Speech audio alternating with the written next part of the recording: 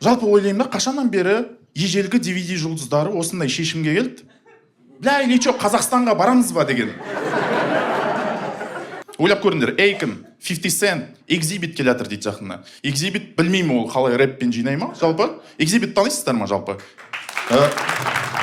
Білмейтіндеріңіз болса, ол әлемдік деңгейдегі бағдарламалық тачка на прокачку деген машинаны өзгертетін. Мен ойымша, ол рэппен келсе, біздің елге аса адам жинай алмайды сияқты. Бірақ мүмкін утилсбордың мәселесімен келсе.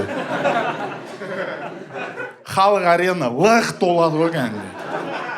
Сол мәселемен келсе базар жоқ онда. Жалпы мен түсіндім не үшін шетел жұлдыздары Қазақстанға келе бастады соңғы уақыттары. Мен ойымша, олар aviasales.kz арзан авиабилеттер жүйесін біліп алған сияқты.